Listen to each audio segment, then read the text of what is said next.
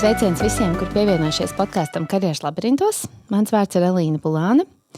Šis ir podcasts, kurā es pētu dažādus izaicinājumus, iespējas un grūtības, ar kurām sastopas cilvēks savos karjeras ceļos. Droši vien jāsāk ir ar laimīgu jaunā gada novēlējumu. Man tiešām gribas no sirds novēlēt, lai šajā gadā vai varbūt pagājušā gada izskaņā tās jauniegūtās atziņas pozitīvi ietekmē jūsu katra dzīves kvalitāti, lai ir gan motivācija, bet pēc tam arī pietiek disciplīna ieviest šīs te jaunās idejas un vēlamās pārmaiņas jūsu dzīvē. Un noteikti jānovēl arī, lai mums kopā ir interesants un vērtīgs sarunas šajā podkastā šogad. Jauno gadu es riskēju atklāt ar diezgan sensitīvu tēmu, bet noteikti svarīgu. Faktiski šo tēmu pēta mana mīļā organizācija psiholoģijas joma. Mēs visi ļoti labi zinām, ka katru gadu arī darbā regulāri mēs esam apmācīti par darba drošību, lai izvairītos no fiziskām traumām darbā un tiešām ievērot šo darba drošību. Mums ir gan likumi, gan politikas, gan instrukcijas, kas to visu regulē, kas to mēra. Bet kā ir ar cita veida traumām, ar kurām arī, diemžēl, darba vidē mums var nākties saskarties, un mēs arī saskaramies. Un te patiesi savīs psiholoģija un organizācija. Mēs parunāsim par tādu tēmu kā morālā trauma darbā, jeb angliski tas ir moral injury.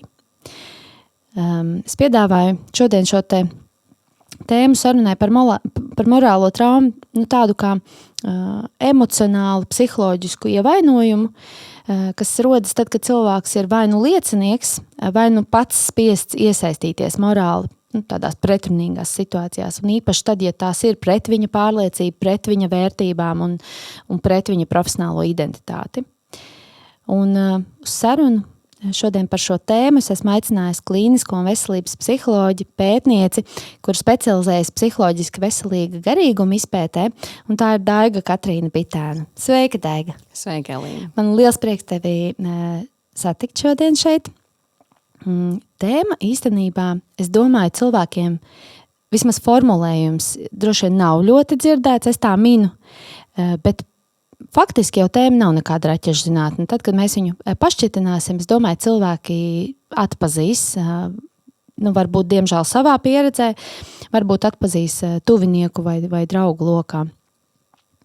Bet tu savā praksē esi sastapusies ar cilvēkiem, kuri cieši no morālās traumas darbā? Esmu sastapusies, un es piekrītu, ka šī ir tāda tas ir nedzirdēts termins morālā trauma darbā. Un es domāju, ka mēs varam arī mazliet vairāk arī pašķetināt tālāk, ka bieži vien tas tiek jaukts ar izdegšanu, bet tad mēs varam pašķirot, kas ir kas. Bet es esmu savā praksē strādājusi ar cilvēkiem, kas ir ļoti specifiski tieši saskarušies šo morālo traumu. Bet viņi paši droši vien nezin, ka tas tā saucās, vai ne? Mēs tur mēs nerunājam terminos, mēs runājam par cilvēka sajūtām, par to, kas ir aizvedis pie kas ir tas, kā emocionāli tikt ārā no tā pārdzīvojuma, kas ir bijis. Bet specifiski tu esi piedzīvojis morālo traumu. Tur tas termins, varbūt tajā laikā, kad es esmu tieši specifiski strādājusi ar šie tipi cilvēkiem, tad viņš manā lokā vēl nebija ienācis. Un es pilnīgi saprotu un domāju, tas varbūt nav pats svarīgākais, bet, reizē man liekas, kad arī mēs šos terminus iepazīstinam, cilvēki iepazīstas ar tiem terminiem, tas palīdz atpazīt, tas palīdz vairāk izprast, atcerēties, vai ne? Jo, ja nav nosaukumu kaut kam, tad grūti par to tā runāt. Jā. Tā kā šodien mēs piedāvājam jums, klausītāji, skatītāji, iepazīties ar šo terminu un padalīšos. Jā? Droši vien jāsaka definīcija. Tieši tā. Padalīšos ar definīciju, kas tas ir, lai mēs esam uz vienas lapas, un tad jau pašķitināsim tālāk. Faktiski morālā trauma, moral injury, tas ir jēdziens, kas ir sākotnēji radies no militārās jomas, kā absolūti, man liekas, lielākā daļa lietu. Nevis lietu, bet tādu psiholoģijas izpētes sākotnēji ir tieši militārajā jomā veikta, un tad viņi ir pēc tam pārnesta gan uz darba dzīvi, gan uz privāto dzīvi. Apraksta tādu dziļu psiholoģisku ievainojumu. Kā tas rodas? Vai nu cilvēks tiek piespiests rīkoties pret kaut kādām savām vērtiskām, savām vērtībām, savām ētiskajām vērtībām. Tas var būt arī tad, ja cilvēks redz, kā citi rīkojas amorāli, netaisnīgi. Cilvēks nespēja iejaukties, lai novērstu kaut kādu kaitējumu, kas tūlīt būs, un jūtas atbildīgs par šo te negatīvo iznākumu kaut kādām sekām. Lūk, un šis tātad morālās traumas jēdziens ir pārcelts uz tādu arī mūsdienu moderno darba vidi, un Te ļoti bieži pētījumi min izpēti tieši veselības jomā. Tas veselības kaut kā, teiksim, civilās aizsardzības jomā, vai ne? Tur ļoti, ļoti darbinieki ir pakļauti augsti šim riskam. Jā, es droši vien specificēšu kaut kādiem piemēriem, kā tieši tas izpaužās. Brīnišķīgi. Tās ir situācijas, kad situācijas un ilgstoši periodi patiesībā, kas vai nu ir raksturīgi konkrētām profesijām, vai nu cilvēks arī tādā pārdošanas vidē var nonākt šajā situācijā. Bet tās biežākās situācijas, biežākās jomas, kur morālā trauma izpaužas, ir militārā, ārstniecība, medicīna, sociālais darbs, tāda tipa nozares, kur cilvēks ir sava darba dēļ spiests pieņemt lēmumus, kas ir pret viņu vērtību sistēmu. Respektīvi, piemēram, ārsts ir spiests izlemt to, kurš cilvēks dzīvos un kurš nedzīvos, jo situācija viņu spiež. Piemēram, sociālajā darbā tā var būt situācija, kad cilvēkam ir jāizdara lēmums par to, vai bērns tiks izņemts ārā no ģimenes vai netiks izņemts ārā no ģimenes. Droši vien arī tiesvedībā, droši vien arī, piemēram, juristi nereti strādā ar cilvēkiem, viņi ir aizstāvības pusē, kur reāli varbūt, kur viņš kā cilvēks, viņam ir jādara savs darbs, bet kā cilvēks, iespējams, viņš tic pretējam lēmumam, un tad viņam tā kā ir arī sanāk, vai rīkoties savā vērtības sistēmai pretī, un militārā joma, protams, tāpēc, ka tur visbiežāk tiek redzēta nāve, tur rodas bezpalīdzības sajūta, izmisuma sajūta, nespēja to novērst, nespēja rīkoties, rīcības spējas trūkums tajās situācijās, kas neizbēgami aizved pie vainas sajūtas, pie kauna, pie bezpalīdzības, pie tādiem depresīviem stāvokļiem, ļoti spēcīgām, intensīvām emocijām cilvēku, kas kā rezultātā viņa veidojas šis te emocionālais ievainojums. Jā. Bet arī tas ir tāds biežākās jomas, kur par to runā. Bet arī tādā korporatīvā vidē, tad, ja mēs sastopamies, piemēram, ar vidēm, kur ir ļoti strikta lojalitāte, tiek prasīta korporācijas uzņēmēja darbības vadībai vai struktūrai vai tam, kā mēs strādājam, vai joma pati par sevi, un rietumkultūrā es domāju, ka tas nav nemaz tāds mazums, kad joma pati par sevi ir ka cilvēks sāk saskatīt, ka uzņēmums patiesībā sociāli neveic labu darbu, bet tieši otrādi kaitē. Es domāju, ka tāda joma var būt reklāmas joma, tāda joma var būt mārketinga joma, kad cilvēks ir spiests reklamēt un pozicionēt preces kā brīnišķīgas un iekārojams, kaut gan viņš pats viņām īsti netic. Un ir ļoti daudz jomas, kur cilvēks var nonākt tajā situācijā, ka viņš īsti pat nesaprot, kāpēc es jūtos slikti, darot savu darbu. Bet tad, ja mēs sākam reflektēt par to situāciju, tad atklājas, ka cilvēks strādā pret savām vērtībām un pret ētikas un morāles normām. Jā, tieši tā. Es tev pilnīgi piekrītu tajā, ka mēs šo pilnīgi noteikti varam pārcelt arī uz mūsdienu organizācijām, uz jebkuru amatu, uz jebkuru darba vietu, jebkuru situāciju. Un mēģināsim arī pašķitināt tos piemērus, gribu pastāstīt par tām emocijām, jeb tām sekām, kā tas izpaužās, lai droši vien klausītāji, skatītāji var piefiksēt un varbūt atpazīst, vai kādreiz nākotnē var atpazīt, ja ir saskarās ar to. Bet arī biznesa kontekstā pilnīgi noteikti ar šo cilvēki saskaras, un bieži tas notiek tādos temātiskos procesos, tur, kur kaut kādā mērā peļņas dēļ tiek pieņemti vai neētiski lēmumi. tā kā tu minēji tādās striktās struktūrās, hierarhiskās struktūrās, kur cilvēkam varbūt nav izvēles, nav ietekmes, tās kontrolas vispār vieta ietekmēt kaut ko. Un tāpat, diemžēl, organizācijās, kur vienkārši trivializē tādas ētikas jautājumus un ētikas dilemmas, vai ne? Un tad par šo noteikti parunāsim vairāk. Kādas ir sekas tad, ja tu esi piedzīvojis morālu traumu? 3 teiksim, kategorijas izdala pētījumu. Emocionāli tas ir kauns, vainas sajūta, skumjas, dusmas, bezspēcība, arī ko tu minēji. Psiholoģiski tā var būt trauksme. Tas var novest pie izdegšanas. Parunāsim par izdegšanu vēl atsevišķi, bet tieši tā kā tu teici, tas var novest pie izdegšanas. Bezmiegs, depresija. Profesionāli, cilvēkam vienkārši ir absolūta vēlme, protams, doties prom, mainīt kaut ko, bet ja ir kaut kāda apstākļa, kādēļ viņš nesaņemas vai nevar to izdarīt, tad ļoti augsta līmeņa cinisms parādās un tāds sarkasms un tāda veida attieksme. Un es tagad tā runāju par to un pati saprotu, ka ļoti līdzīgi ar izdegšanas simptomiem tas var būt. Tā kā droši vien ir vērts arī izrunāt, kā mums to atšķirt. Jā, mēs varam izrunāt, bet es gribu pieminēt, pirms mēs to darām, vēl 4. Kas vairāk attiecas uz tādiem identitātes jautājumiem, par to, kad cilvēkam var ilgstoši esot tajā vidē, kurā viņš visu laiku tiek pakļauts tam, kad viņam jārīkojas pret savām vērtībām, viņš var sākt vispār apšaubīt, kas īsti ir pareizi, kas īsti nav pareizi. Būtībā tādā nestabilitātes sajūta savos personiskajos uzskaties arī var, tāda realitātes apšaubīšana. Jā. Kas ir īsts, kas nav īsts, kas ir pareizi, kas ir nepareizi, kas ir labi, kas ir slikti. Jā, šis ir vērtīgi. Jā, par to izdegšanu. Morālā trauma un izdegšana. Cik viņas ir līdzīgas un kur viņas ir atšķirīgas? Viņas bieži vien tiek jauktas, vai viņas morālā trauma bieži vien tiek ieskaitīta pie izdegšanas, jo tās sekas, viņas var būt līdzīgas. Izdegšana pēc definīcijas ir ilgstoša pakļaušana sevis, pakļaušana spriedzei, stresa situācijām bez atpūtas, bez iespējas atpūsties. Un respektīvi izdegšana rodas tad, ja mēs nedodam sev laiku atjaunoties ilgstoši.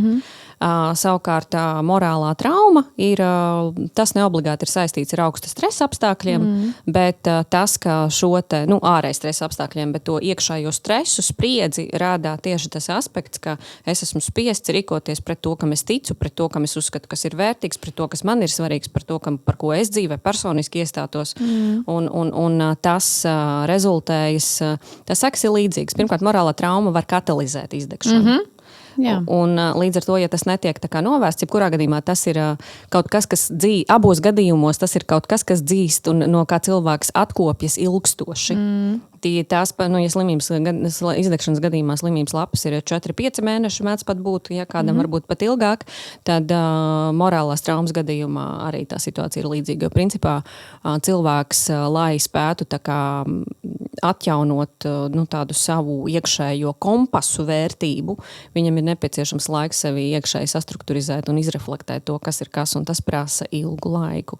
Manā personiskajā pieredzē individuālajos gadījumos vienam cilvēkam tas ir bijis vairāk nekā gads, un tagad šobrīd man ir klients, kurš ir šobrīd jau pusgadu līdzīgā situācijā. Tad, kad cilvēkam ir izdegšana, liela daļa, tā kā tu arī minēji, dodas uz slimības lapas, jo tur tiešām ir nepieciešams laiks gan fiziski, gan emocionāli, psiholoģiski atjaunoties, kvalitatīvi atjaunoties. Tas prasa laiku.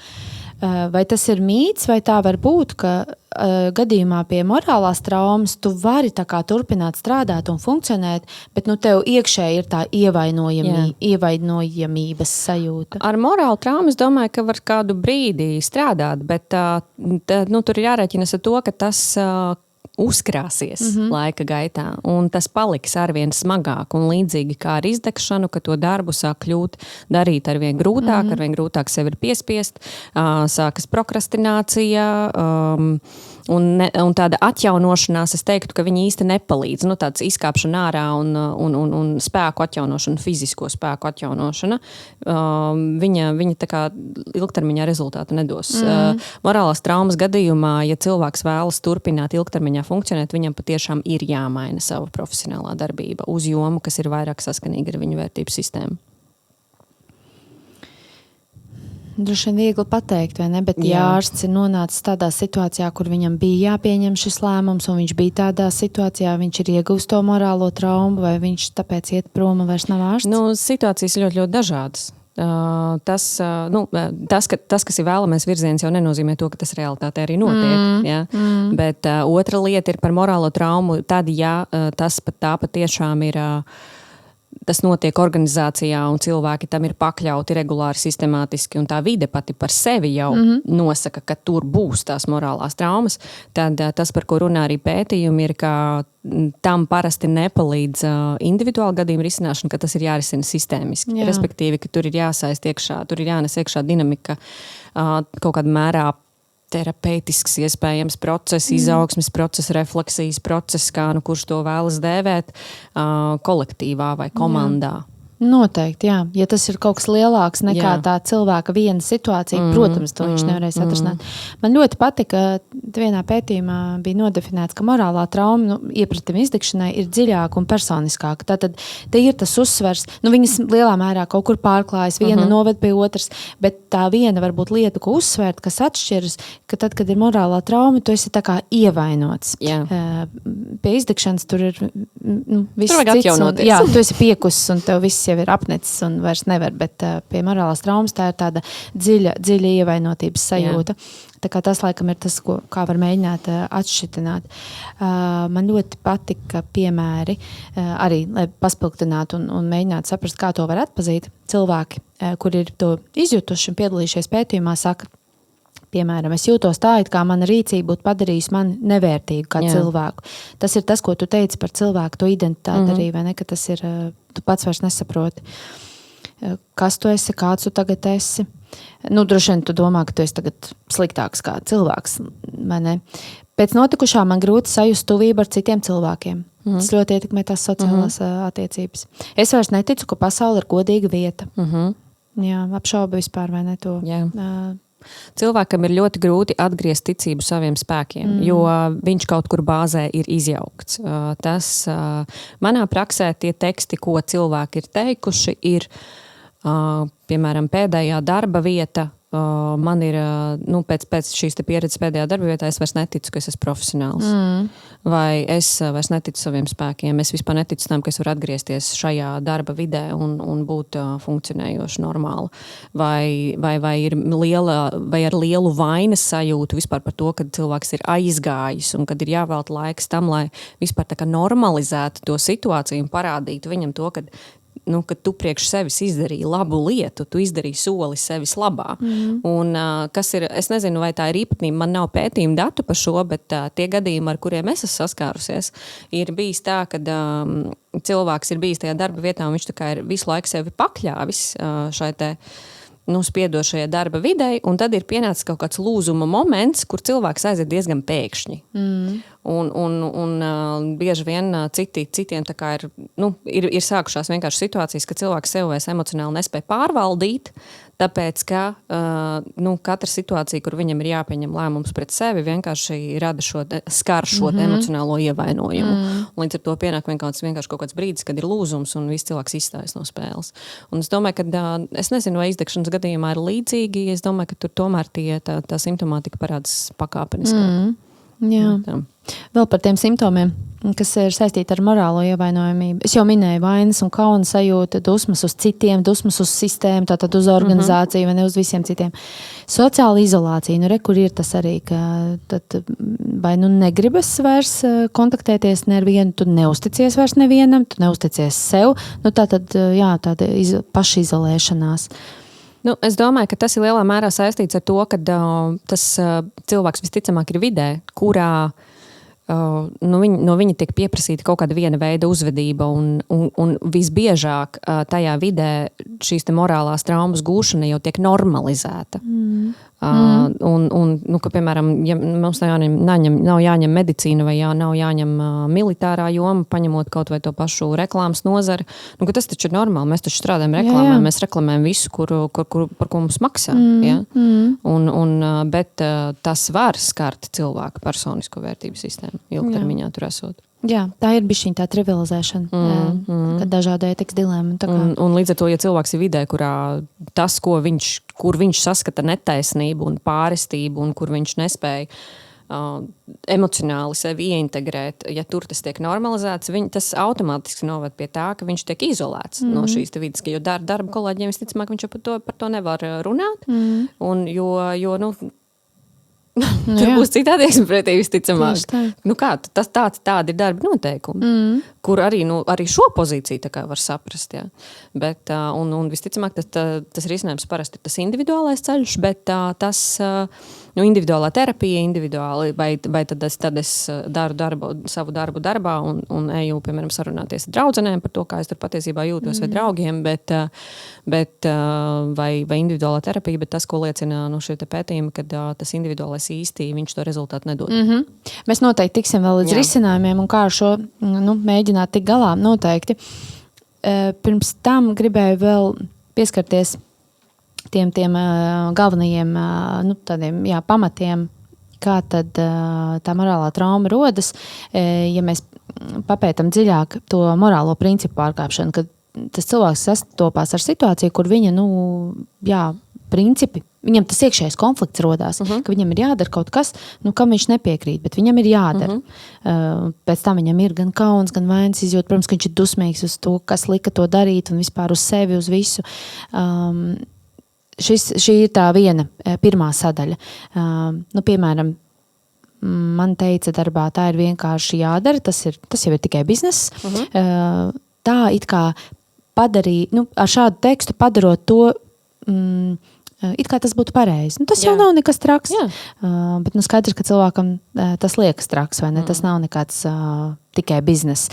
Tur bija konkrēti piemēri, kad ir jāatlaiž, un atlaišanai nav nekāda pamata, nekāda izvērtējuma.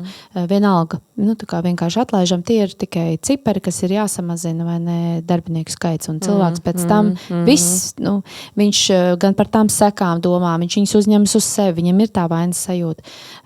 Tā kā šie noteikti ir šī ir tā viena kategorija, kā izpaužas, vai ne, tā morālā trauma. Vai tev ir šādi gadījumi bijuši, kad klienti nāk, pacienti ar tādu, tā kā ka kaut ko viņi ir izdarījuši, par ko viņiem tagad ir milzīgi tā kā pārdzīvojumi? Man ir bijuši gadījumi, ka cilvēks sevi gatavo. Man liekas, ka tieši tas personāla vadības aspekts arī ļoti spilgti ieskicē to kad piemēram, kad tieši personāla vadības cilvēki nāk ar to, kad sagatavot sevi to, ka es gatavojos samazināšanai, ka man būs jāatlaiž 40 cilvēki.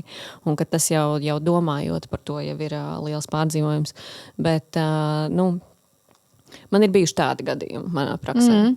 Bet faktiski to var izdarīt arī ētiski, bez morālās traumas, vai ne? Jautājums, kāda tā situācija tur ir. Jā.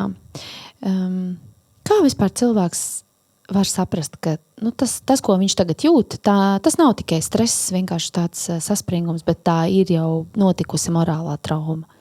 Es domāju, ka tas liels signāls ir tas, kad cilvēku kad cilvēks sāk emocionāli reaģēt ka viņš vairs nespēj nodalīt sevi no situācijas emocionāli, ka viņš ir jau tā, ka viņam jau sāk palikt grūti emocionāli kaut kāds viens vai otru lēmumu pieņemt. Jo, redz, kā ir trauma vienmēr tiecas dziedināties, un tiecas dziedināties viņi sevi aktualizējot. Un, respektīvi, viņi par sevi liek manīt. Jā, viņi par sevi liek manīt. Un līdz ar to tas ilgstoši, visticamāk, tas nāk, ka cilvēks paliek emocionāli reaktīvs uz tiem notikumiem. Kā man šitas patika, ko tu pateici? Tas tik jaudīgi. Jā, paldies. bet nu, tā, man liekas, ka tā to vienkārši var salīdzinoši, tas ir ļoti vienkārši skaidrojums, ja? Bet tā tas ir, traumi vienmēr tiecas dziedināties. Un tāpēc mums daudz kas triggerē. Mums triggerē tas, kas tiecas dziedināties. Nu jā, tā katra lieta, kas mūs emocionāli skar, mēs to, emocijas vispār ir signāls, tā kā informācija, ienākošā informācija. Kas man ir svarīgs, par ko es šeit esmu, kur ir pārkāptas manas robežas, kur es nepiekrītu šajā situācijā, kas man ir sāpīgi. Un tā ir ienākošā informācija, no kuras mēs ļoti daudz ko varam paņemt un mācīties, un attiecīgi, ja mēs viņai pievēršam uzmanību un veltam to uzmanību, mēs varam atvērt to dziedināšanās procesu. Jautājums ir, vai tajā brīdī, kad emocijas jau mēs nepasūtam, viņas rodas tajā brīdī, kad viņas atnāk, un aiziet tajā brīdī, kad viņas grib aiziet. Un pamodos no rīta, es nevaru sev pateicību pasūtīt, ka es šodien būšu visu dienu pateicīgs, es varu kognitīvi to nodomāt. Bet arī neviens no tā, ka tu viņam pasaka, ka beidz būt dusmīgs, viņš taču nebeidz būt dusmīgs. Emocijas nāk un iet pašas. Un ja viņas nāk un iet arī darbā, vidē, kurā viņām idejiski nevajadzētu rasties, tad tas ir signāls, ka kaut kam ir jāpievērš uzmanība. Nevajadzētu rasties tādām spēcīgām, neadekvātām emocijām. Tādām, ka tu jau saproti, šis man triggerēs, vairs neesmu, es pats nespēju vadīt. Bet tie nav noteikti vienīgie simptomi. Es domāju, ka tas ir tas pirmais, ko es vērstu uzmanību. Bet nevēlēšanās veikt vairs darbu, grūtības iesaistīties, prokrastinācija, cinisms, sarkasms, nocietināšanās emocionāla. Jo to, ko mēs nespējam izturēt emocionāli, mēs to sākam apaudzēt ar aizsardzības mehānismiem. Jā, sarkasms, cinisms, tie ir aizsardzības mehānismi. Pasīva agresija. Tas arī veids, kā mēs sev sargājam. Tā kā, tas kā mainas, cilvēks kaut kādā mērā mainas. Viņš sevi nocietina. Jā. Nākamais tas lauks ir, ka trūkst cilvēkam spēja rīkoties. Tātad angliski tam ir speciāls termins, pateikšu, lai mums paliek lack of agency. Tulkojumā tas ir, kad cilvēkam nav spēja, principā, patstāvīgi rīkoties, kaut kādas lēmumus pieņemt, kaut ko ietekmēt, to, kas notiek. Viņam vienkārši ir jādara tas, kas jādara. Un tad faktiski reizēm saka, ka morālā trauma rodas nevis tikai no tā, ka ir kaut kas slikts noticis, bet arī no tā, ka tu nespēji to novērst. Vai tev bija jānoskatās, vai vēl trakāk, tev tajā bija jāpiedalās. Tur tieši bija no veselības pētījumiem, ka medmās redz, ka pacientam, teiksim, vajag vairāk laika, tur vajag kaut ko izdarīt, viņai nav laika, viņai ir jādodas pie nākamā, un tur tāda ētikas dilemma. Tā kā šī ka trūkst iespēja rīkoties. Jā, es te varu pakomentēt vairāk par tiem psiholoģiskiem mehānismiem, kas tam ir apakšā, jo self-agency, tā ir būtībā viena no tādiem cilvēka pašas es kā struktūras bāzes lietām. Tā ir sajūta, ka manā dzīvē ir kaut kāda ietekme. Es varu pieņemt lēmumus, man ir spēks, man ir spēja pārvaldīt apstākļus, kuros es esmu. Es tur nevaru pārvaldīt visu pasauli, bet ir kaut kāda zona, kurā man ir ietekme, kur es esmu spējīgs, prasmīgs, varošs, un es redzu savu varēšanu. Un šeit tas tiek tā kā nogriezts darba kontekstā. Kas bāzē, kur rodas tā trauma, ir, kad cilvēkam viena no pamatvajadzībām ir autonomija. Viena no 3 cilvēku pamatvajadzībām, kas ir spēja lemt, spēja, līdzīgi tā kā self-agency, tas nav gluži tas pats, bet tas ir tuvu saistīts konstrukts, kā spēja būt pastāvīgam savā dzīvē, spēja tā kā lemt par savu dzīvi. Šī sajūta to, kad man ir tiesības dzīvot savu dzīvi tā, kā es to vēlos. Tā ļoti tā banāli sakot. Bet, un tas self-agency, viņš ir kaut kur tur pat tuvumā. Varbūt kaut kas varbūt specifiskāk. Bet tur tas tiek samazināts ļoti būtiski, kas nozīmē to, ka tiek skarta bāzē viena no 3 cilvēku pamatvajadzībām. Bez 3 pamatvajadzībām, kas ir šī autonomija, kompetence un aizmirst 3, bet atcerēšos noteikti pateikšu. Self-determination theory, tas ir no pašnoteikšanās teorijas, jā. Un tad tas bāzē jau izjauc kaut kur to cilvēka vajadzību kodolu un attiecīgi tālāk notiek vispārējās reakcijas. Jā, es domāju, tas cilvēks var justies, ka viņš ir piespiests rīkoties kaut kā. Viņam nebija variantu. Jā, un trešais bloks ir par attiecībām un arī, ko tu minēji sākumā, tādu identitātes modeli.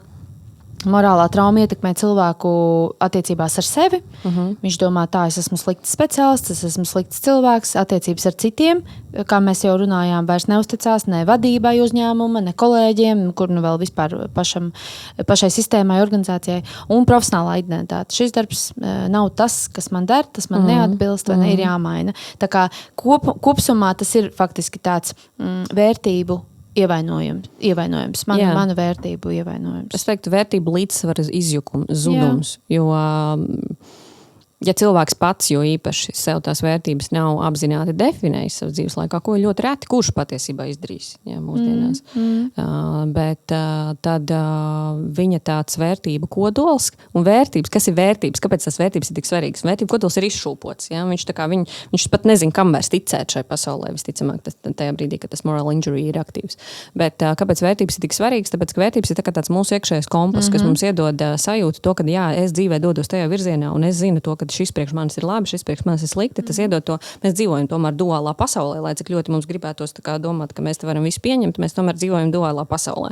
Un mums pašam priekš sevis ir ļoti vērtīgi un jēgpilni nodefinēt, ko es uzskatu par labu, ko es neuzskatu par labu esam. Ja? Un kas ir tie mani atskaites punkti, pret kuriem es mēru savu dzīvi, kas ir tie atskaites punkti, pret kuriem es pieņemu savus lēmumus, un esmu līdz ar to mierā ar sevi, to, kā es rīkojos vienā vai otrā situācijā, un kur es vispār dzīvē virzos. Un ja šis te iekšējais kompas, viņš ir tā kā izšūpots tā rezultātā, principā cilvēks nonāk tādā ļoti, ļoti lielā apjukuma stāvoklī. Tādā ļoti sildā, apšaubīšanas sevi stāvoklī, visas pasaules apšaubīšanas stāvoklī, kas ir diezgan neapskaužama pozīcija. Jā, tas tomēr ir tā kā pamats izsist zem kājām. Jā, es atceros vēl... Tur bija tādi pētījumi, tā kā fragmenti no sērijas, jā, tas ir tikai bizness, un tad ir vēl tāds slavens neuztver to personiski. Es domāju, šie man dzīves laikā noteikti ir bieži, ir dzirdēti uzņēmumos. Tas nav nekas tāds, ka man liktos, kas tas tāds. Es diezgan ticu, ka cilvēki atpazītu šīs frāzes. Tā kā, tie tādi mazie sarkanie karodziņi, tie teksti nav pilni ar empātiju un ētiku. Viennozīmīgi. Jā, tā kā tiem ir jāpievērš uzmanību. Tur cilvēki, protams, arī reportēja pētījumos, kas piedalījās, ka tas atstāja, kā saka, ķermenis nemelo. Tu ķermenī jūti. Tu ar prātu vēl sākumā vari mēģināt visu kaut ko attaisnot un tur saprast, bet ķermenī ir vai milzīgs tāds mezgls vēderā, vai ne saspringums, pleci sāp un šis viss. Jā, un viena no ķermeņa reakcijām, kā rezultāts var būt arī depresija. Un trauksme, un panikas lēkmes, un visā tāda klasiskā simptomātika, kas šobrīd ir ļoti ar augstiem rādītājiem mūsdienu sabiedrībā. Cilvēki vēršās pie psihologa tad, kad jau fiziskā veselība ir uzdevusi toni. Pie manis, es varu spriest tikai, kad ir vērsušies pie manis. Pie manis ir vērsušies tad, kad tā ir gan fiziskā veselība, bet fiziskā veselība parasti nav primārais. Tad, kad cilvēks jau ir izgājis cauri no šīta perioda un kaut kādu laiku viņš ir sapratis, ka viņš nevar attapties no tā stāvokļa, ka ir pagājuši 3-4 mēneši pēc tam, kad viņš jau ir pārtraucis darba attiecības, bet ka viņam pašam liekas, ka fiziski man tā kā būtu jau jāsāk varēt atjaunoties un sākt kļūt tā kā meklēt nākamo darbu, bet viņš saprot to, ka viņš īsti nespēja. Tie teksti es nevaru nevienu CV aizsūtīt. Kad es negribu. Un tas parasti tāds fundamentāli, kad cilvēks patiešām apsver profesijas maiņu un bieži vien arī patiešām maina to profesiju. Un otrs ir, kad tā kā meklē veidus, kā vēl sev palīdzēt. Kā tu domā, mūsu kultūrā vispār ir vieta runāt par morālo trauma darbā? Es domāju, ka par to noteikti būtu jārunā. Vai ir vieta? Nu, es zinu, ka ja no vietas nav, tad viņi ir jārada. Vajadzētu. Vajadzētu. Es domāju, ka viņai varētu rasties vietā izdegšanas kontekstā, tā, kas sākt šķirot, kas ir kas, un jo izdegšana jau ir tēma, un tad mēs varētu šo tā kā likt klāt pakāpeniski. Tie, kas ir informēti, kas tas ir, piemēram, dodoties uz organizācijām, apmācībām, runājot par izdegšanu, informējot, kas šobrīd ir arī, man liekas, tāda top tēma. Precīzi, tad to moral injury varētu likt arī klāt īrī, lai viņi sāk ieiet.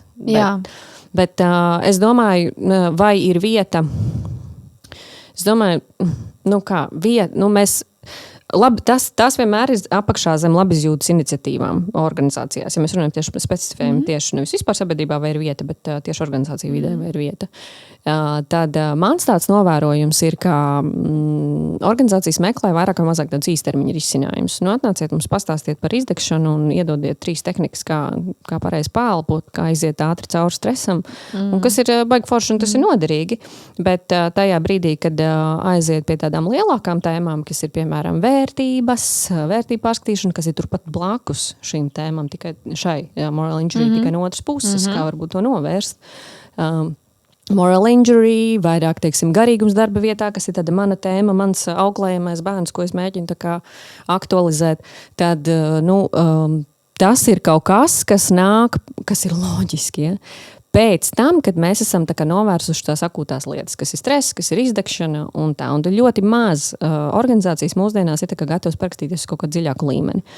Viens, es domāju, ka tās ir bailes, tāpēc, ka šīs tēmas celt augšā, tas nozīmē to, ka cilvēki kļūs emocionāli, un organizācija vidē tas vienmēr ir bīstami kaut kādā mērā, un vienmēr ir tas risks, kad, ja mēs šo ceļam augšā, ja mēs sākam skart vērtības, ja mēs sākam skart tādus garīgus jautājumus, augstākus, lielākus jautājumus, tad vienmēr pastāv, vienmēr ir tās bailes to, ka, tad mūsu struktūra sāks jukt ārā, būs atlūgumi, būs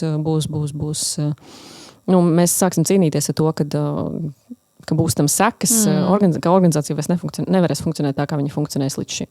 Un vēl es domāju, kā jau ļoti bieži ir, šo podcastu droši vien dzirdēs tie, kuri jau tā ir apzināti par sevi vai iet uz terapiju un jau tā strādā, un tie, kam ļoti vajadzētu, bet negribas šķetināt šāds jautājums, tie nedzirdēs. Un ar organizācijām reizēm ir līdzīgi. Tiem, kam viss ir kārtībā lielos vilcienos, tie jau labprāt runāšu par šo, bet kam visvairāk vajag, tie jau saka, ka šis nav par mums šis nav aktuāli. Jā, tā tas ir, jā. Kāpēc ir mums tāds likums dabā? Es teiktu, organizācija vide jau vispār pati par sevi tāda joma, kurā mēs emocijām, kas ir tuvu blakus ļoti šim, kas skar emocionālo lauku. Mēs emocijām īpaši lielu lomu tā kā nedodam, lai gan vajadzētu, ja mēs gribam ilgtermiņā saglabāt tādu psiholoģisko veselību organizācijā. Bet, un līdz ar to, ja organizācijā jau ir jau tas uzkrājums ir diezgan labs, tad tur ir diezgan liela arī sprādzienu bīstamība. Un to, kā likums gribas novērst. Un līdz ar to tas ir tikai diezgan loģiski, kad tur ir tas, nē, paldies, mums šito nevajag, mēs šito negribam skarties, jo skart klāt jau cilvēkam. Es vienmēr saku to, ka cilvēkam just savas emocijas, tas ir just savas jūtas, viens no smagākajiem darbiem, kas viņam ir. Jo tas ir gan emocionāli grūti, tas ir fiziski grūti. Un ja tas notiek organizācijas vidē, kur tam pēc būtības īsti tā kā vieta nav paredzēta, tad no tā arī izvairās. Tad mēs arī no tā izvairamies, jā. Un īstenībā uzņēmumos morālā trauma bieži vispār netiek atzīta kā tāda īsta problēma. Jā. Tāpēc, ka viņi ir saistīti ar jūtām, kā jau tu teici, ar emocijām, tie nav nekādi KPI, tie nav nekādi mērķi. Neņem personiski un tiec galā, tas ir tikai individuāls terapija. Tas ir tikai bizness, tā kā just ir kārtībā. Un starp citu runājot par tas ir tikai bizness, man ienāca prātā par, teiksim, vadītājiem un darbiniekiem. Kā tev šķiet, vai vadītāji ir vairāk pakļauti šādam riskam iegūt traumu kā citi, vai nē? Vienkārši tāpēc, ka vadītāji ir varbūt pakļaut lielākam varētu būt iespējai nonākt situācijās, kur kaut kas tur jāpieņem, jāizdara, vai ne? Man vienkārši ienāca prātā. Man nav datu, bet domājot loģiski, tā varētu būt, jo viņi ir spiesti pieņemt lēmumus, kas nevienmēr īstermiņā izskatās labvēlīgi. Un tas, piemēram, veikt atlaišanu, veikt tur kaut kādu struktūras izmaiņas, reformācijas, kas cilvēkos rada visdažādākos procesus. Jā. Tas tāds vienkārši tad, aizdomāties.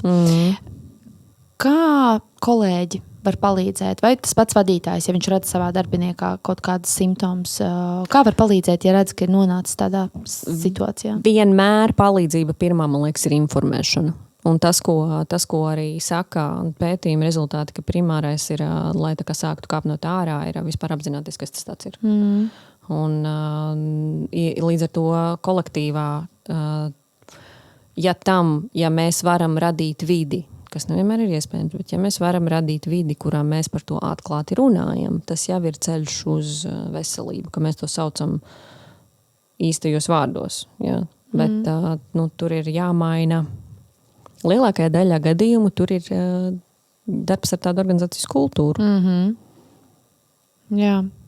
Tieši skatos pētnieki arī ir minējuši pirmo daļu nosaukt vārdā. Jā, nosaukt vārdā. Un otrais, man liekas, ir, bet to var darīt arī individuālā līmenī, to var darīt arī kolektīvā līmenī. Ir atgriešanās pie savām vērtībām, respektīvi apzināta vērtību pārdefinēšana. Manā personiskajā psihologa praksē personisko vērtību apzināšanās ir numur 1 tehnika, ko es dodu cilvēkiem. Un tas, ko rāda arī pētījumi, ka cilvēki, kuri ir apzināti pārvērtējuši savu dzīvi vai laiku pa laikam to veids, kopumā uzrāda augstāku dzīves kvalitāti un augstāku emocionālo labizjūtu. Un tas attiecas ne tikai uz individuālu līmeni, tas attiecas arī uz organizācijām, organizāciju cilvēkiem un uz kolektīvu. Līdz ar to, ja mēs varam atrast telpu, kur katrs pats sev individuāli tā kā nodefinēt, šis ir kaut kas, kur es esmu pār, šis ir kaut kas, kur es esmu pret, tad tas jau cilvēkam var palīdzēt individuāli, kaut vai sākt pieņemt citādāk lēmumus savā darba vidē, sākt izdarīt apzinātākus lēmumus savā darba vidē, jo pārmaiņas jau nesāks. Man liekas, tas paradoks arī to, ka mēs vienmēr gaidām to atbildību par cilvēku emocionālo labizjūtu no organizācijas augšas. Tā kā, kad mums vadība iedos to īsto intervenciju, to īsto apmācību, kurā, pēc kuras visi jutīsies brīnišķīgi, labi saskanīgi un lieliski strādājuši komanda, bet pārmaiņas var un lielākā daļā gadījumā sākas arī ar vienu cilvēku, kurš, ja viens cilvēks mainās, ja viens cilvēks sāk runāt par šiem procesiem, sāk aktualizēt to, ka šis nav saskaņā ar mani, es gribu darīt citādāk, tad parasti pārējie vai pievienojas, ja tā vide ir labvēlīga, pārējie sāk pielāgoties tam, vai arī, otrā galējība cilvēks vienkārši tiek izstumts no sistēmas, bet tad jautājums, vai tas ir slikti vai labi ilgtermiņā. Ja īstermiņā droši vien viņš piedzīvots ar to traumu, bet ilgtermiņā visticamāk viņš saprot to, ka tā vide viņam vispār nebija piemērota. Bet šo te vērtību aktualizāciju var veikt arī komandas līmenī. Vispār, es domāju, vērtības tāda tēma liekas mazdrusciņi filozofiska un tāda ēteriska, bet ja mēs tā paskatāmies, tā kā tu minēji savā psihologa praksē, ka tas ir viens no tādiem pamatiem, es to pašu varu teikt par karjeras konsultantu praksi, tas ir viens no pamata tā kā uzdevumiem, ko mēs darām ar klientiem, lai vispār saprastu, kas tev ir svarīgi un tad attiecīgi izvēlēties to organizāciju. Mēs pagājušā gada pēdējās epizodēs gan ar Raivi Bičevsku runājām par vērtībām, tiešām arī no tāda filozofiska aspekta, cik tam ir milzīga ietekme. Tāpat arī no darba identitātes perspektīvas, cik tur liela vērtība. Tā kā paskaties, no kuras tēmas gribi, mēs nonākam tik un tā līdz vērtību jautājumu. Tieši tā. Un šajā tēmā vēl jo vairāk. Ja šajā tēmā tas jau pašā saknē, tātad tur kaut kas ir pret šo te vērtību sistēmu. Man ļoti patika, kā Raivis teica epizodē, tas jau prasa milzīgu apzinātību par to domāt, runāt, izprast, cik daudz cilvēku var tā pateikt, kādas ir tavas vērtības. Es par to savā praksē runāju, teju katru dienu. Tavā burbulī var. Manā burbulī var runāt, bet lielākoties jau, kad cilvēks atnāk no tādas nulles, tad viņš to nav darījis. Es tieši gribēju teikt, pēc tam, ka jūs pastrādājat, jā, bet sākumā lielākoties cilvēki to nav darījuši, un arī tad, kad es braucu uz apmācībām un mēģinu ienest šī tēmas arī tāda organizācija vidē, parasti cilvēkiem ir tad liels acis par to, kas tas tāds ir un ko tas vispār nozīmē, un ko tas, kas īsti ir vērtības. Ja, un tad ļoti, ļoti pakāpeniski šķetinot vaļā, viņi atklāja to, ka bet es te varu dabūt kaut kāds atskaites punktus savai dzīvei. Bet tas parasti nāk ar laiku. Un atsaucoties atpakaļ uz tām iepriekšējām šī podkāsta sarunām, es nezinu, vai jūs skārāt šīs tēmas, bet arī pie tās pašas darba jēgas un dzīves jēgas un gandarījuma un piepildījuma izjūtas. Arī šajās tēmās vērtības ir ļoti, ļoti būtiskas, jo būtībā pie šīm lietām, tas nav lietas, pie šiem elementiem, šiem psihiski tādiem izpausmēm var nonākt tikai tad, ja cilvēks dzīvo saskaņā ar savām vērtībām. Jā, precīzi. Mēs tiešām to runājām. Vienkārši tas, ka tas varbūt ir underrated, kā saka. Ja, tas vislabāk to akcentē. Vēl paturpinot par to, ko tad ar šo darīt. Protams, ka pētniekiem interesē šo mērīt, ir izveidoti jauni novērtējumi, un tādās lielās organizācijās, tā kā mēs sākumā runājām, piemēram, ja tā ir veselības joma, ja, tur noteikti arī, kā tu teici, individuāli ar katru medmāsu vai katru ārstu strādāt, tas ir viens, bet, protams, ka tas ir jādara kolektīvi, sistēmiski, plašāk, un tad ir tiešām ļoti labi novērtējumi, kā to darīt. Tas ir skaidrs, ka tas ir profesionālā līmenī, bet vienkārši gribu ienest šo, ka tas arī tiek darīts, ka to var darīt, un tas dod labus rezultātus, tāpat kā mēs organizācijās mēram darbinieku apmierinātību un iesaisti, varbūt mēs kādreiz morālo traumu šo simptomus arī mērīsim. Jā, viens ir mērīt, kāpēc tas dod labus rezultātus, droši vien tāpēc, ka pēc tam kaut kas tiek darīts ar tiem datiem. Cerams. Un pat ne ar datiem, bet ar cilvēkiem, kas tos datus dod, un tad tas noteikti dod labu rezultātu. Vienkārši gribēju pieminēt, ka to var mērīt, un to var darīt. Jā. Tu jau minēji par intervencēm, respektīvi pielietot metodes un vispār laikus veikt šos te uzlabojumus, kaut kādas metodes. Un tas ir ļoti svarīgi un ir svarīgi sabiedrības līmenī identificēt vispār tās riska grupas, ko mēs arī jau pieminējām, ko pētījums skaidri parāda. Nevis gaidīt kaut ko sēdēt un gaidīt, bet īstenībā mēs jau zinām, ka tā tas ir un tur ir milzīgs risks. Mēs ar viņām varam, kā saka, proaktīvi strādāt. Jā, viennozīmīgi. Atkal tādā profesionālā līmenī. Un viens ir tas, ko tu teici, individuālās terapijas. Tā vispār ir, man liekas, tā kā must have. Nezinu, vai tas joprojām ir stereotips, ka Amerikā katram ir savs psihoterapeits, bet es ceru, ka kādreiz mēs pasaulē nonāksim līdz tam, ka mums būs katram savs terapeits, un tas būs pilnīgi normāli.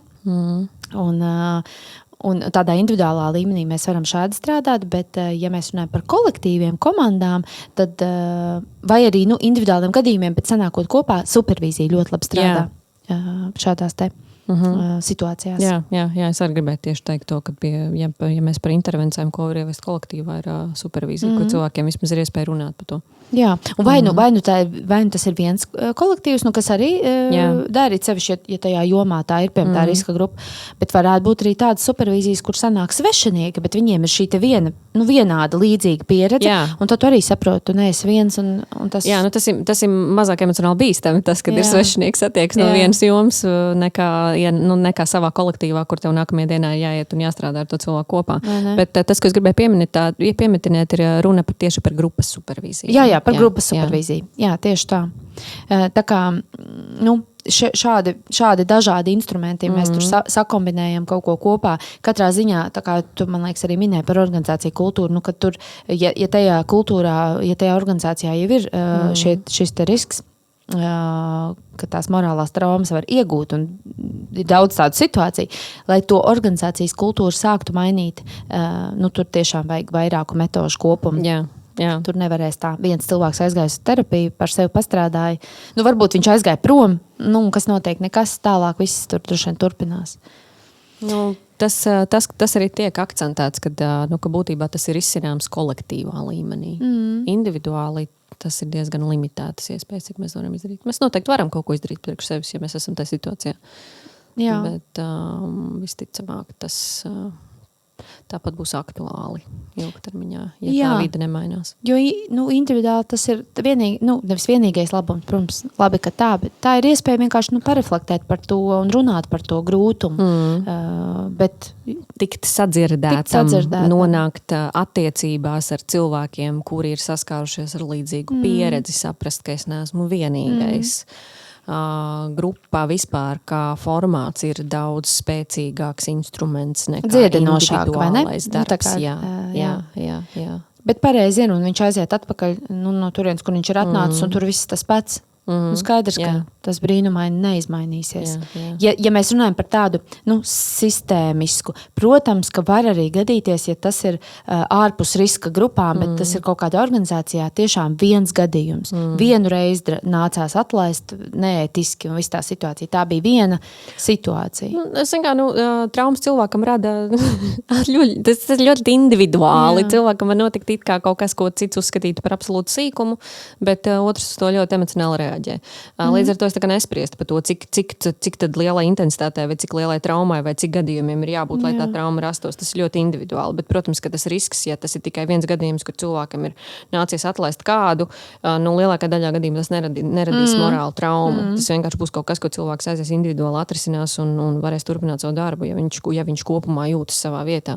Visi kārtībā. Jā, es tieši precīzi. Es domāju, jāpavērtē, kas, ja teiksim, klausītāji domā un pavērtē savu situāciju, tad noteikti tas ir jāņem vērā. Vai ir kādreiz bijis tāda viena situācija un ar to var individuāli pastrādāt, vai skaidrs, ka te nekas nemainīsies, man ir jādodas prom, lai tad arī... Un es domāju, ka tā ir arī liela atšķirība, vai cilvēkam ir nācies atlaist darbinieku, vai cilvēkam ir nācies pieņemt lēmumu, ka viņam ir jāuzmet bumba pilsētai. Jā, protams.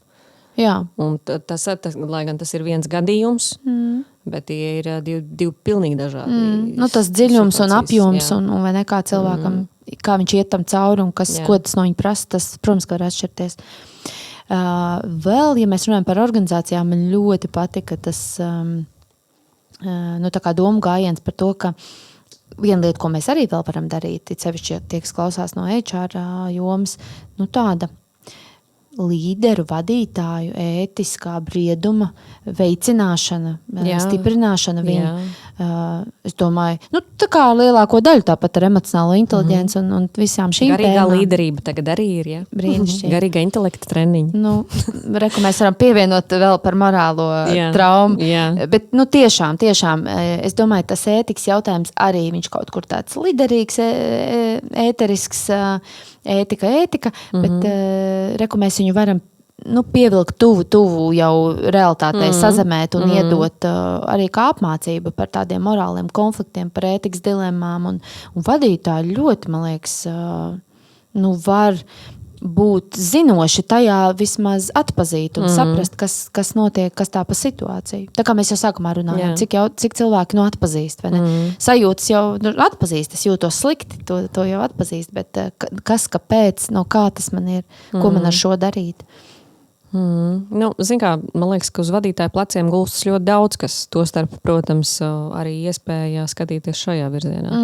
Bet tā grūtība parasti jau ir tas, ka šiem jautājumiem atliek ļoti, ļoti maz laika un uzmanības, ko pievērsties. Bet viennozīmīgi tā ir joma, ko var attīstīt sevī. Un vadītāji arī ir tie, kas varētu teikt, tas ir tikai bizness un neuztver to personis.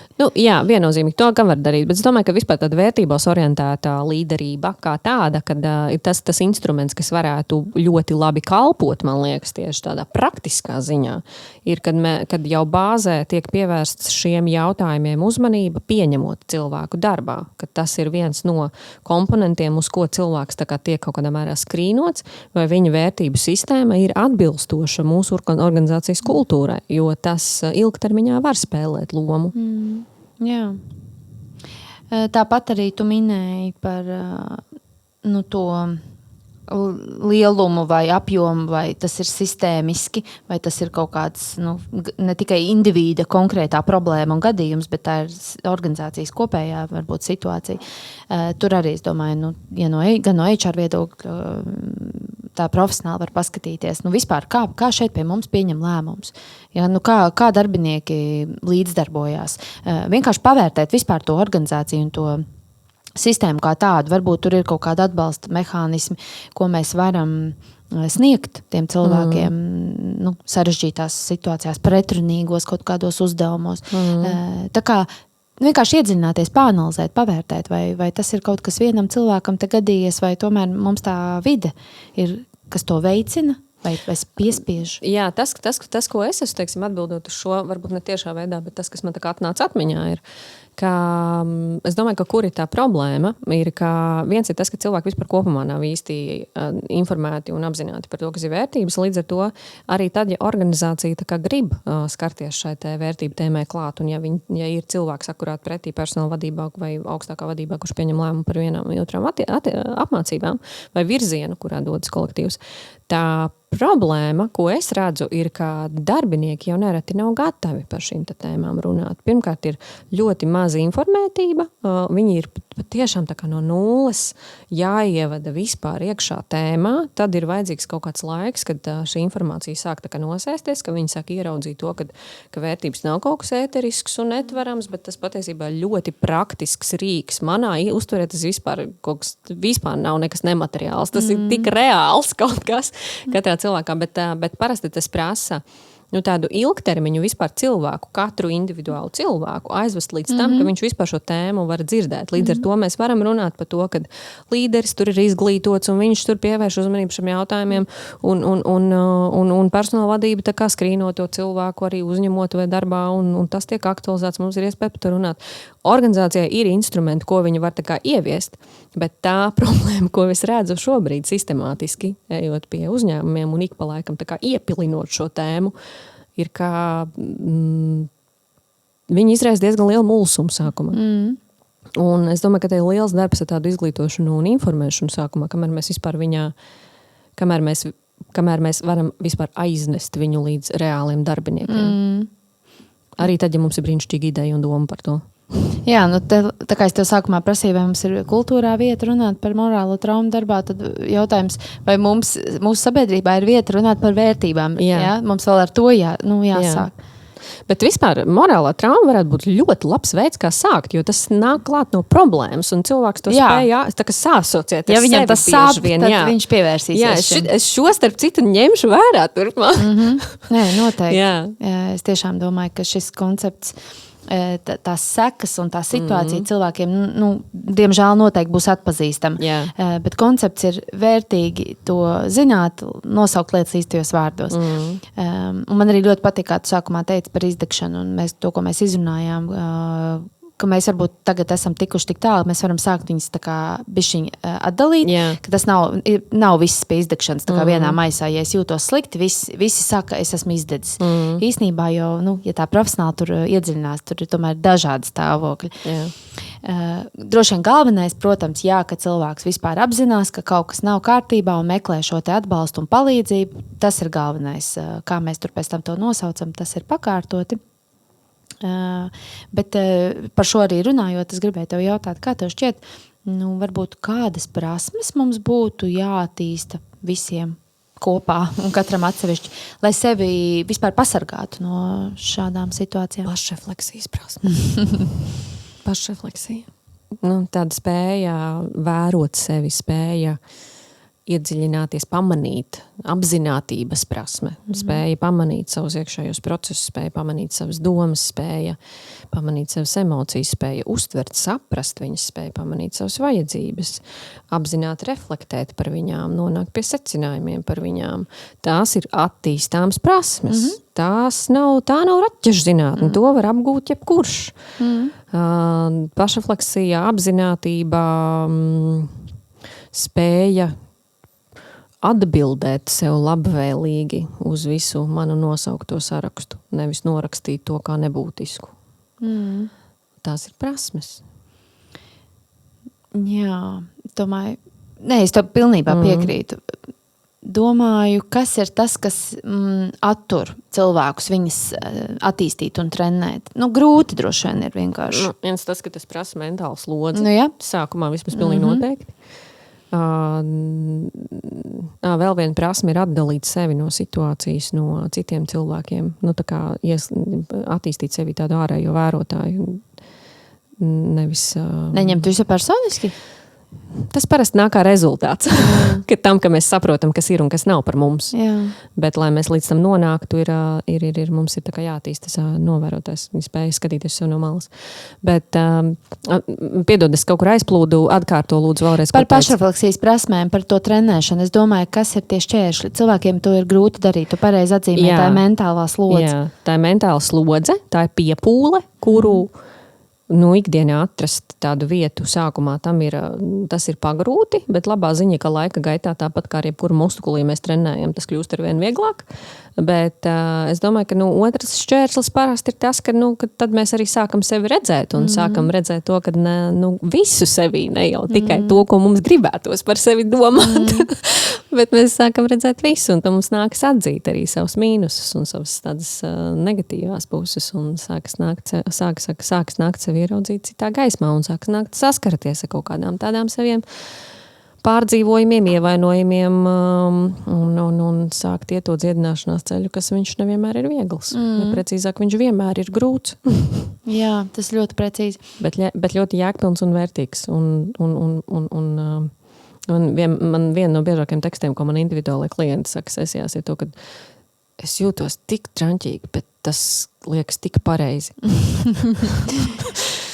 Man ienāca prātā viens iemesls, kādēļ cilvēki varbūt netrenē tik ļoti to pašrefleksiju un apzinātību, jo tas automātiski izslēdz to, angliski viņi sauc poor me, es nabadzīņš to sindromu, jo tad tu vari, tu esi tas upuris, un tad tu vari iet to ceļu, bet ja tu sāc, tev ir pašrefleksija, tu sāc apzināties, tomēr, kur ir arī tava ietekme, ko tu izdarīji, tas fokus pāriet uz tevi, un tu vairs nevari būt, es nabadzīņš. Ir jāuzņems atbildība. Jā, tieši tā. Jā, tas jāuzņems atbildība par sevi, un tad tā upura pozīcija, viņa vairs, viņa, es neteiktu, ka viņa automātiski viņu izslēdz, viņa liek viņu ieraudzīt. Jā.